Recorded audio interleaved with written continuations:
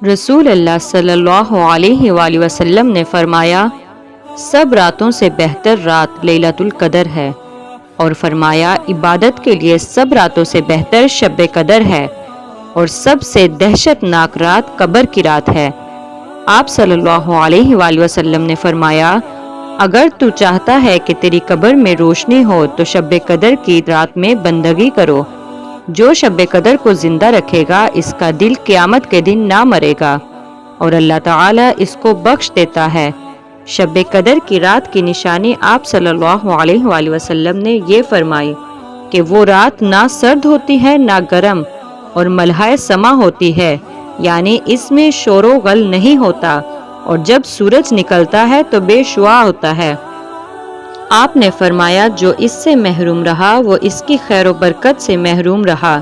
شب قدر رمضان شریف کے آخری عشرہ 21ویں رات، 23ویں رات، 25ویں رات، 27ویں رات اور 29ویں رات میں تلاش کریں۔ خوش نصیب ہے وہ شخص جو اس کو پا لے۔ اللہ تعالیٰ نے ارشاد فرمایا، بے شک ہم نے قرآن پاک کو شب قدر میں اتارا ہے، اور شب قدر 1000 مہینوں سے بہتر ہے۔ اس میں ملائک اور روحیں اترتی ہیں، اپنے رب کے حکم سے ہر کام کے لیے سلامتی ہے۔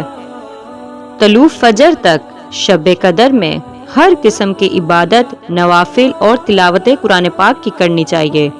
توبہ استغفار اس رات کی اہم عبادت ہے۔ حدیثوں سے ثابت ہوتا ہے کہ اللہ تعالیٰ آسمان دنیا پر ان راتوں میں نزول فرماتے ہیں، اور بندوں کو پکار پکار کر فرماتے ہیں۔ توبہ ہی سے انسان کے گناہ دھل جاتے ہیں، اور بندہ اللہ تعالیٰ کے قریب ہو جاتا ہے۔